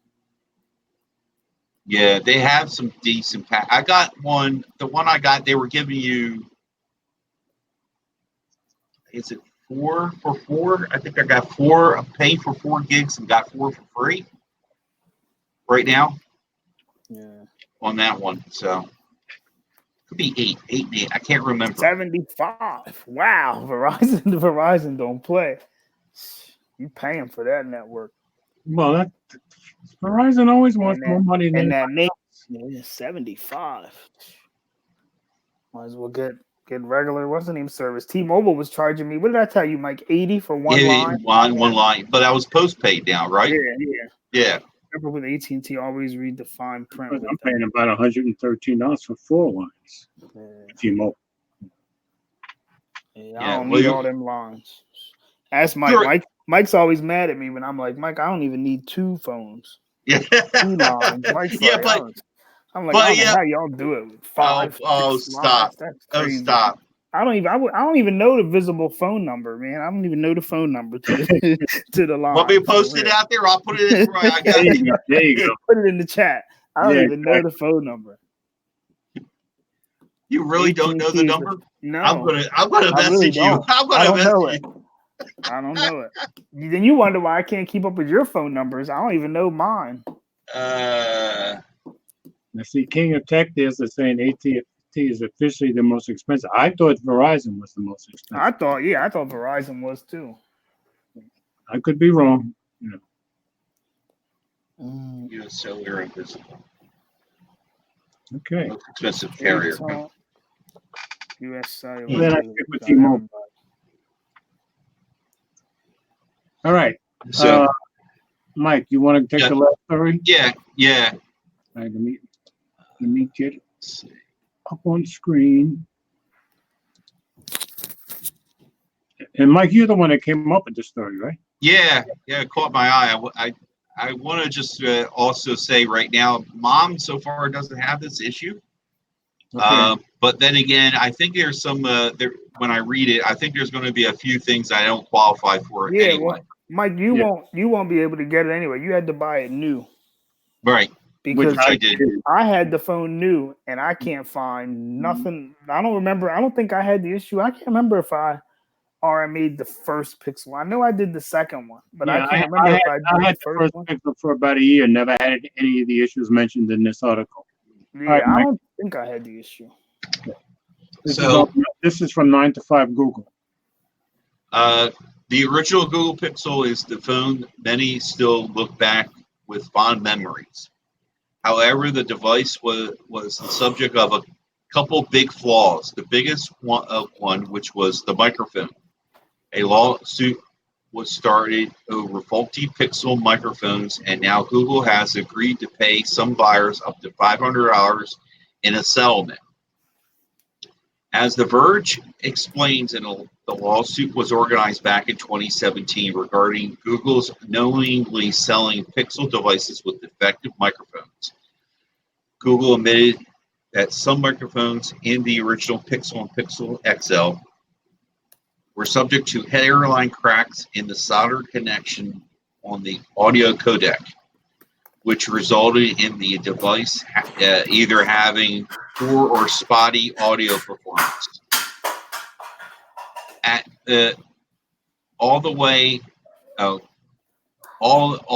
to the microphone not working at all. In the settling this lawsuit, Google has agreed to pay out $7.25 million to affected Pixel and Pixel XL owners. To be eligible, the device in question has to be manufactured before January 4th of 2017. The company has confirmed previously that tweaks were made to the manufacturing process to avoid this microphone issue on the Pixel devices. Of course, the payout on the lawsuit will vary depending on the situation the users encountered. The highest payout is $500 and is given to those who return a defective Pixel device only to get another defective one in return. Those who only returned once can get $350, and anyone who had to pay an insurance deductible are eligible to have the entire value repaid. All Pixel owners are eligible for up to $20 of the settlement as well. So maybe I have a chance to get $20 for mom. Exactly. And maybe I would have a chance to get $20 either, but I'm not. It will too, yeah. Mike, that's all I'm getting because I don't have. They make it hard for you to get the money. Like if you know what I mean? Like you might have had the phone and been like, all right, I'm tired of the microphone issues and got rid of it. And to even file for the thing, you have to give them the IMEI number, Right. documentation. Like they make it hard for you to even get it. Like Right. they don't want you to be able to get the money. Yeah. So that makes sense. That makes sense. Yeah, there was an update as of the 12th, August 12th. A few months after Google agreed to pay out, Pixel owners are eligible to file a claim.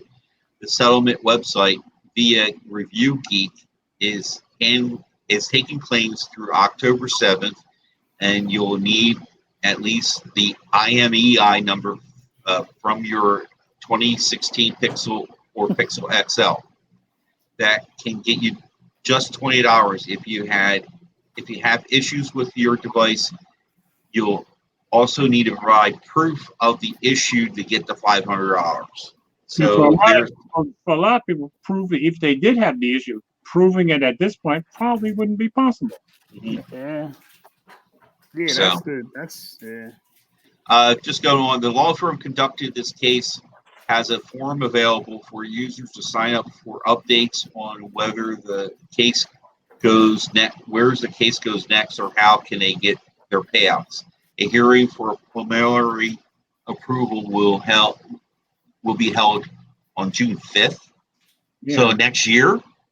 That doesn't make sense. That's what it says there. That's got to be a misprint. What's a misprint? A hearing for preliminary approval will be held on June 5th. Well, the next June 5th is. Well, yeah, because they probably got to approve the amount, right?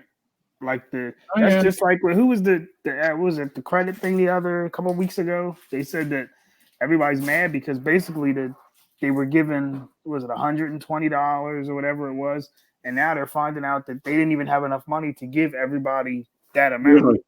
Okay. So I guess June 5th next year makes sense because we are in lawyer practices here. So yeah, they're gonna drag it out, and then Mm-hmm.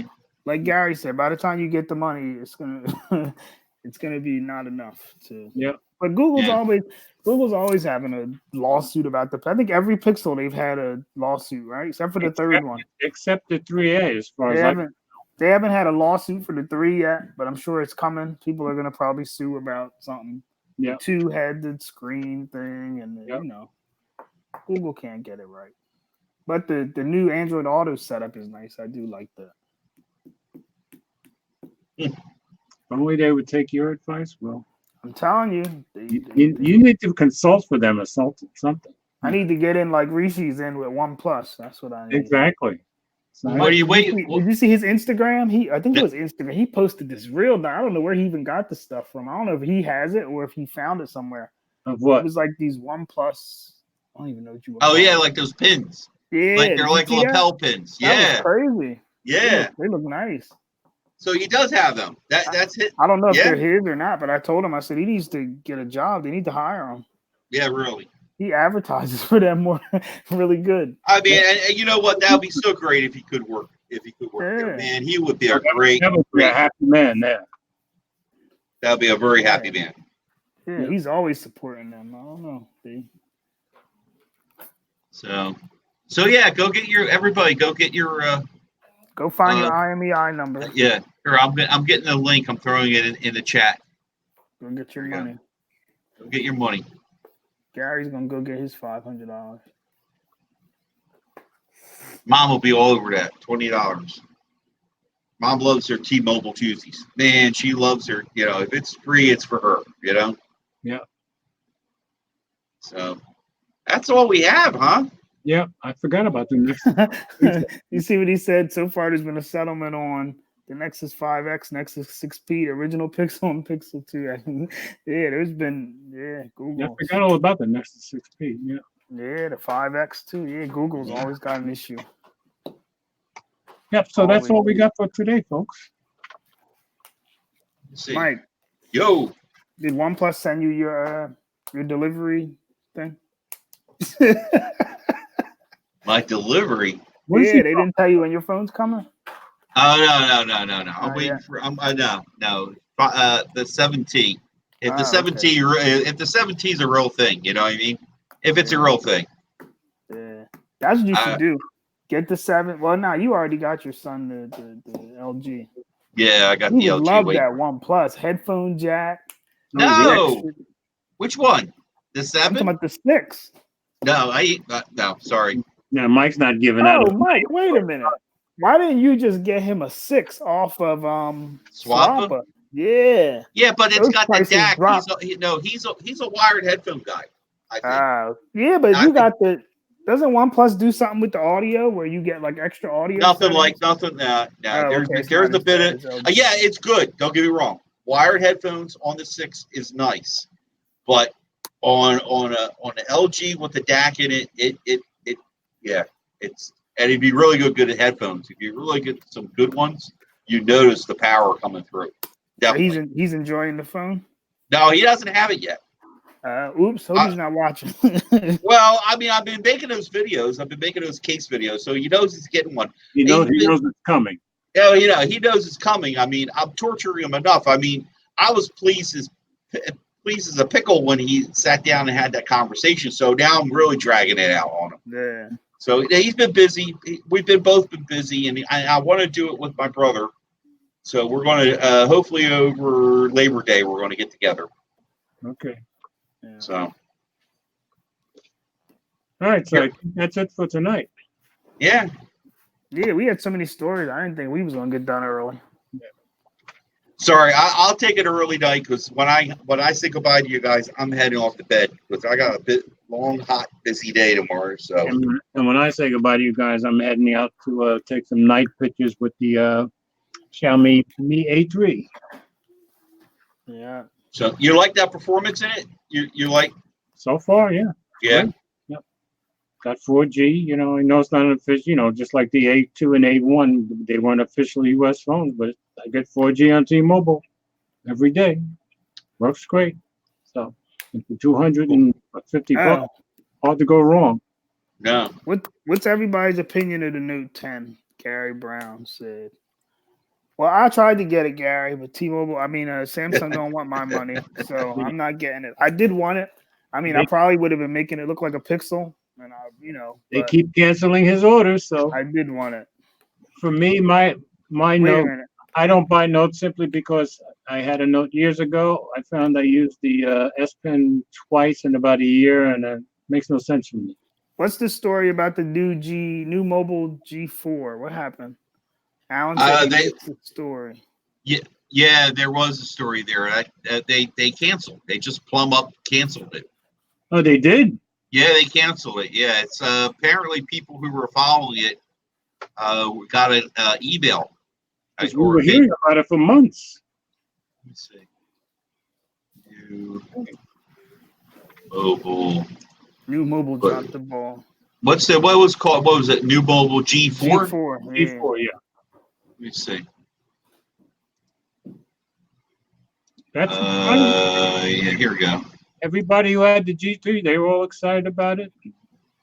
You know. Is there two? It says here at New Mobile, we pride ourselves on bringing our customers the best technology that mobile industry has to offer, and unique smartphones that basically blah blah blah. With this pride, we told ourselves that premium standard quality, which our customers have come to. I'm reading from somebody else's. Yeah, I'm not seeing any stories about it being canceled though. So I guess only the people that had ordered it got an email. Or they were, like pre-orders. Yeah. Yeah, but basically they said that they're unfortunately progress on the development of G4 did not reach our expectations, and we arrived at a point where we're taking more time. We're taking more time. It wouldn't have made sense for you or for us.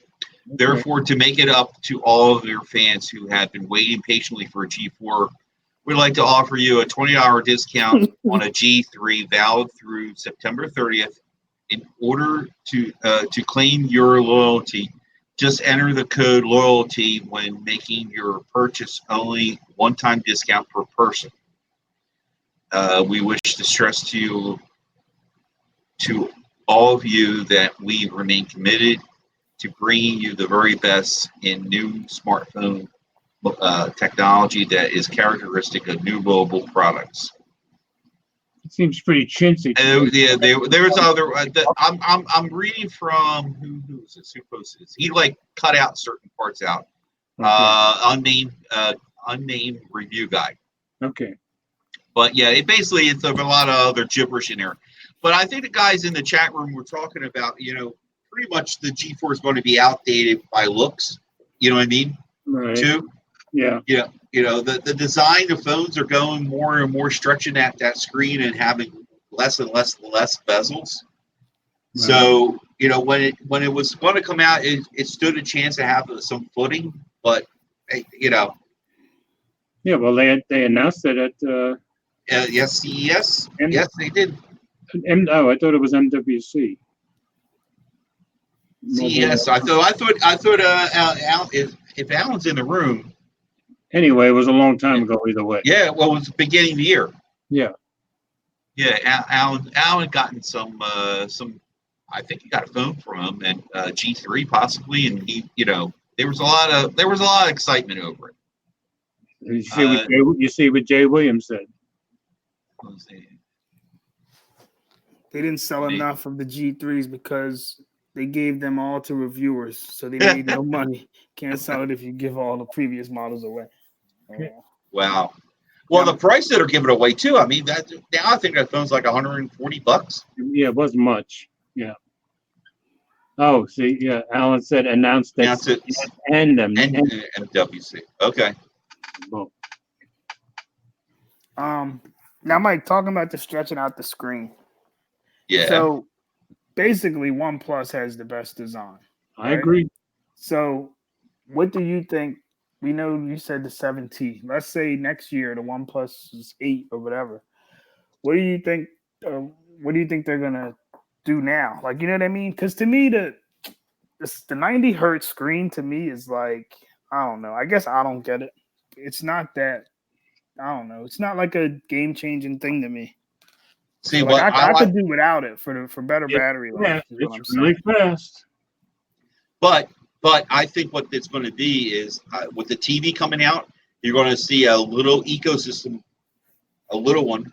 I think they're going to have the TV and the phone somehow somehow interacting with each other. Well, if, You know what I mean? if they can do what the Honor is doing with theirs, where the phone will control the TV and the settings, I think that is very cool. Mhm. Yeah, well, you see, Samsung is trying to put since they got that, well, not continuity, but whatever they call it from Microsoft now, they're trying to integrate the Note with the. And I just seen a thing today. They put a lot of I guess they're already porting that over to the older Samsung phones, like that feature, Cool. how it just links to the Windows computer. Okay. So the S9 will be able to do that? I don't know. I think they're already starting to port it, so I'm pretty sure. I have an S9 in the house. Yeah. I just saw a comment. Big House Production. Last security patch was November of 2018. You know, I got you beat. The last security patch of my LG. It was the March. Okay. Yeah, but all right, Mike. I know you always talk about security patches.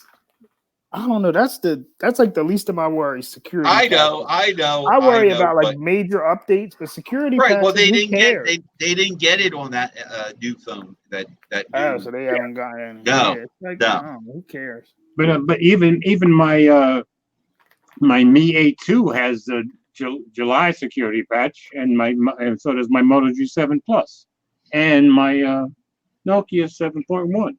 You know, so seems like they ought to be able to do better than that. The next evolution is the under. Yeah, see, he's saying the under the display camera, that or the folding phones. That's what Weed County is saying.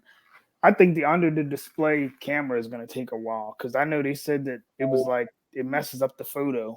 So right now, because of I don't know, I guess the technology is not too good yet. But honestly, I would rather the way OnePlus got it, where the camera, you know what I mean, where it's all screen, Mhm. and then the camera just pops up from the top. That's coming. That's coming. I'm telling you. What? I think the camera under the screen. Well, yeah, they already got it. They already have it. I forget who showed it, but I'm saying unless they can make it where you can't see the camera, I would rather it the way OnePlus has it, where it pops up, where it's like there's no camera at all. You know what I mean? Where the screen is just all screen, and then the camera's like hidden. It pops up. They're going to work on having the speakers under the glass. I think they're going to have it. You know, I mean, dual. You know, I mean, it'll be just a slab of glass, and Samsung's already done it now. Yeah. What are you laughing at? Nah, because that'll be terrible. I wouldn't like that though. I'm telling you, they're working on. I know. They're going to It's get coming. there. It's coming. It's coming because Samsung did that thing with the power button. The new Note's going to have that's the power. better though. That's better because you can get rid of Bixby. You can completely turn off Bixby. Oh, yeah, that's true. But the evolutions, I'm saying, this is the well, pretty soon there's not going to be buttons. There's not going to be no buttons on the side. It's but I think the under display front facing camera will certainly be, outdo the folding displays. That's my guess. Yeah, because the thing under the whatever is going to be sooner, I think, than folding displays. And it will work. It's going to be sooner than folding displays are like a real big thing besides Samsung and Huawei. Yeah. Now TK Bay was excited that he and who was it? He and Amy Rivera that got to play with the Huawei Mate X, the folding one. So.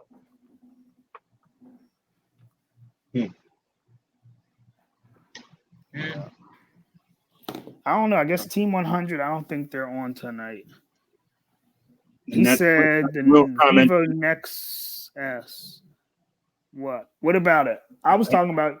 What does he mean? The way they did the camera first, right? The pop up. Yes, I think they were OnePlus, and I believe Jay Will had it too. Yeah, I think and they still have. Yeah. I like that design better than the under the screen thing. Okay, so we good to go? Oh, okay. Team 100. Team 100 is on tonight, and BG is back. All right. Hopefully. Alan said hopefully. What channel? Whose channel are y'all on? Yeah, BG ain't been on in a minute. Okay, a while, yeah. Yeah. It's amazing how these companies don't bring something first, and people claim it's so great. OnePlus 7 Pro did nothing new to me. MKBHD went back to the OnePlus 7 Pro over the Note 10 because of the 90 hertz. Okay, on Forbes channel. Gotcha. Forbes channel, huh? All right. All right, Joseph, do it, brother. Yeah. He's probably getting ready right now. You know. Yeah, I saw that MKBHD went back to the to the OnePlus because of the 90 hertz. Yeah, I like it. I like it a lot. You know. Yeah, but so if you turn it to 60, is it like a I've never downgrade to you? I've never turned it down. Yeah, it would be. Yeah, everybody who I've seen that has done it said it's noticeable, a noticeable difference. I guess to me, since it's only like on the launcher, right? You only getting it on the launcher, and when you know, so it's I don't know. I guess I don't know. To me, it doesn't really. I could do without it. If it gives me better battery life, turn it off. Okay. It's not like if I use that and then go back and use a Pixel or new, I'm not like, oh my god, this phone is so slow. It's not, you know. Yeah, Rishi would probably say that though. Well, no, he just put out a video. I didn't watch it yet, where he said, "Is the 90 hertz a gimmick or something like that?" That's right. I saw he put it out. I didn't get a chance to see it yet either. I tend to watch a lot of this stuff tomorrow morning. Yeah. So, Mike, when you get yours, you gotta let us know. What's this? When you get your OnePlus 7. No. When you get your OnePlus 7T or whatever you're getting, you gotta let us know. All right. I will. Oh, don't worry. I will. I'll have another. I'll have another. One of those unboxings. You know, with Mike, remember, Will said he's getting one in every color. Don't forget. Mike's still got to unbox his Apple Card. He's That's instant views, man. I seen it. He was like, it's in a FedEx, comes in a FedEx envelope or something. I said, oh my god. Oh man. Unbox that credit card, Mike. There you go. Okay. I'll be all over it. You'll get instant YouTube fame. Oh man. That's crazy. Okay. So I guess we're done for tonight. So thanks for everybody that came by tonight. Thanks for the super chats. I really appreciate it, and the channel appreciates it. And we'll be saying our good nights. And everybody, make sure you watch Team 100, and that'll be on Forbes Tech Reviews channel. Yeah. All right, everybody. See y'all next week. And next week we will be on your channel, Will, right? Yep. Okay. Yep. J Will, 90 hertz is so lame. You can't see it like that. Yeah, I don't think so either. But all right, Gary Brown, man, that's good stuff. That's good stuff. That's a good comment. Gary Brown is crazy. $1 is $1. Yeah. Well, your dollar is our dollar. That was a super chat right there, folks. That was your best one tonight, Gary. I love it. That was good. Anyway, I'm Mike Dixon, Simply Your Device. Give this video a thumbs up. Give George and Figure Hut a thumbs up. Okay. And replay crew. And thanks everybody for the super chat. So you got one from Lisa and one from Big House. Right. So you got 3, right? Was it 2 or 3? 3, I think. I know Lisa, Big House, and I don't know who the other one was. One other, I think there was. Anyway, I thanked them at the time. I'm old. Deal with it. All right, folks. Thanks for watching. Get me to 3,000 subscribers. I'm about 12 away. So you got it, George. And we'll be back next week on Will's channel. And of course, you can find me on Facebook. Yeah, I should have to what we said about Facebook. Yes, you can find me on Facebook, Twitter, and Instagram. So the only one we didn't beat up tonight was Twitter. So I guess we got to come up with a story to beat up Twitter. And, my website is mobilegeezer.wordpress.com, and I haven't written a story in a week and a half, so I need to make up for that.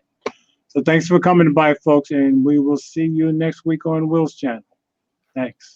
See you now. Yeah.